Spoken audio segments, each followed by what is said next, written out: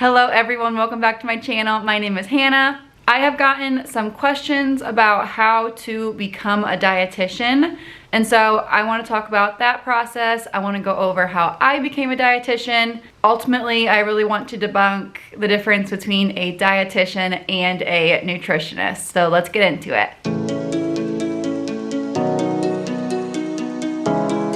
Let's first start by talking about the difference between a registered dietitian and a nutritionist. So I'm gonna go over all of the steps to become a dietitian. It involves rigorous schooling and internships, abiding by a code of ethics, continuing education. It is at minimum a 5-year process for most people. And the license of being a dietitian is legally protected, meaning that you cannot call yourself a dietitian or practice as a dietitian unless you actually are a dietitian and you have proved that you've gone through all those steps. Whereas a nutritionist is not a protected term, and so literally anybody can call themselves a nutritionist. Your dog can be a nutritionist. Your Aunt Karen can be a nutritionist. Any influencer on Instagram can call themselves a nutritionist. Some dietitians will refer to themselves as a nutritionist, and we can actually use the title RDN, which stands for Registered Dietitian Nutritionist. And the reason for this is often to just make it more well known what we do as dietitians, because oftentimes people will know what a nutritionist is,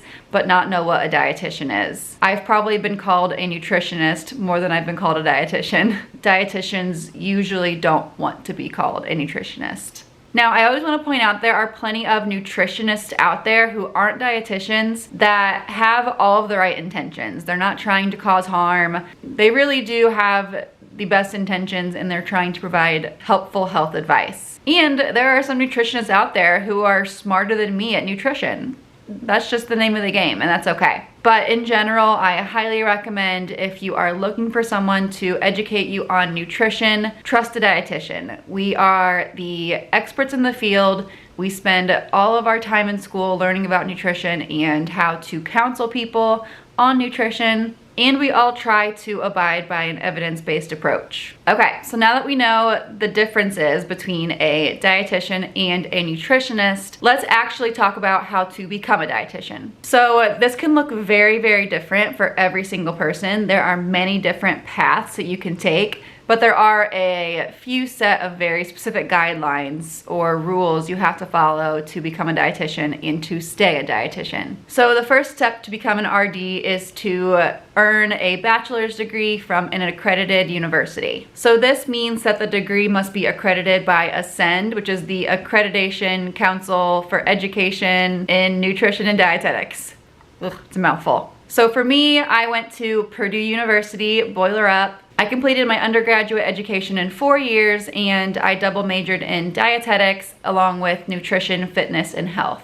Not every program has this double major, but as a personal trainer, I also really wanted to dabble in the fitness side of things, and that is what the other major, the nutrition, fitness, and health, was able to offer me. I took a bunch of health and kinesiology courses, exercise physiology, and other classes like that that you don't take if you just go the nutrition and dietetics route, because it is actually generally out of the scope of practice for dietitians to prescribe exercise unless they are also a exercise professional. So in my case, I am a dietitian and a personal trainer, so I am able to prescribe both nutrition advice and an exercise routine, if you will. So dietitians can touch generally on exercise, give the general physical activity guidelines and encourage regular movement, but a dietitian who is not also an exercise professional could not write a workout for someone, for example. So a big change happening is in 2024, it is actually going to be required to have a master's degree to become a dietitian. Thankfully, those of us who already became dietitians before then don't have to worry about it. We'll be grandfathered in. But if you are watching this video and you are planning to go to school to be a dietitian, you will likely be in that cohort who is going to need a master's degree as well. So after you meet your education requirements, so again, a bachelor's is currently needed, and then in 2024, it'll be a master's. You then have to complete 1,200 hours of supervised practice, otherwise known as the dietetic internship. So this internship is required to receive what's known as a verification statement,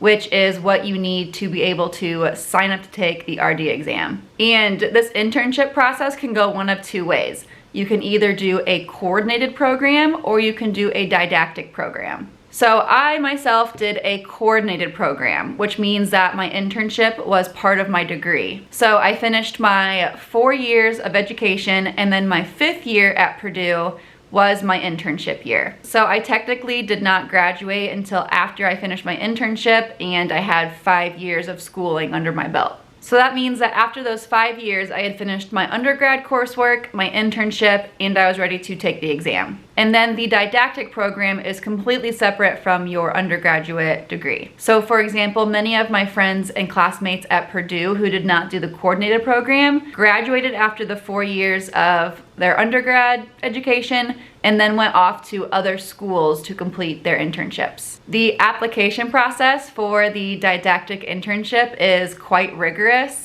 You apply for this internship and are picked through a matching process, and it is based on your GPA, your experience during your undergraduate time, and some programs will even require an interview. And so what happens when you get matched is you graduate from your undergrad and then you begin that didactic program, typically in the next fall, but whenever that program would begin. There are some programs, if you go the didactic route, where you complete both your 1,200 hours of supervised practice along with a master's degree. So once you're all said and done, you will have your bachelor's, your master's, and you'll earn your verification statement to sit for the RD exam. I can't say this for sure, but I'm guessing that's where things are going to head for most programs, considering that in 2024, a master's is going to be required to sit for the RD exam. I'll be sure to include a link below that goes way more in detail about all the different programs, the requirements, but this is just in general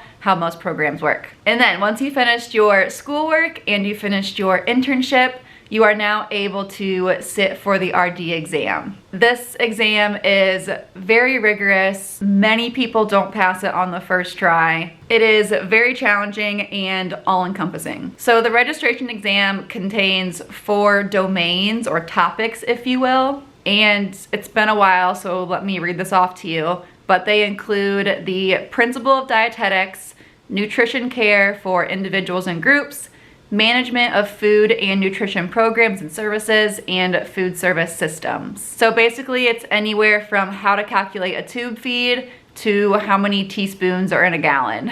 It is an online exam and you take it at a testing center of your choosing. There are a minimum of 125 questions and a maximum of 145 questions. And 25 of those questions are pilot questions, meaning they don't contribute to your score, but you're not told which ones those are. So in order to pass the exam, you have to get a score of 25 out of 50, but this does not mean you only have to get 50% of the questions correct. The questions are all weighted very differently, and so one question that you got wrong may affect your score a lot more than a different question that you got wrong. And then once you complete the exam, you will get immediate results. It'll say on the screen whether you passed or whether you failed. When I took it, I had to do like a short survey. It like cut to a survey and then I found out my answers. It was very stressful. I hated it. But if you don't pass the exam, first of all, you are probably in the majority. It is a very tough exam to pass.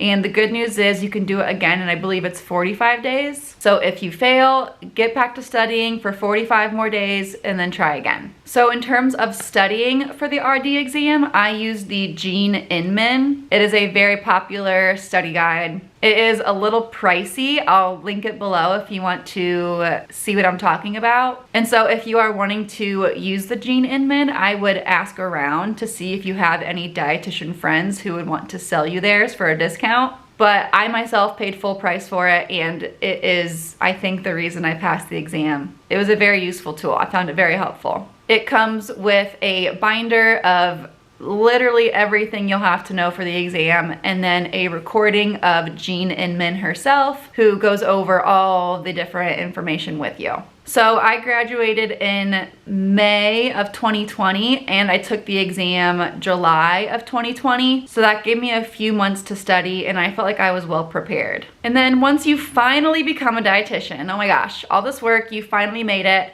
You then have to maintain your credentials. So we maintain our credentials by completing continued education credits. Dietitians need 75 credits of continuing education every 5 years, which is really great because science is always changing. And so dietitians who passed the exam in the 1980s are going to be learning the same information as, you know, up and coming dietitians who are learning the new science that has evolved over those decades. Becoming a dietitian is not an easy process. There is a lot that goes into it. A lot of tears were cried while I was on my journey, to be honest. But the beauty of being a dietitian is there are so many jobs that you can work in. I have a whole podcast episode where I talk about what to do once you become a dietitian, so I will link that below. But you can do clinical, you can do private practice, you can do food service. You can do social media like I'm doing right now. So while you're going through it, seek mentorship. Don't be afraid to ask questions and don't be afraid to gain all the experience that you can.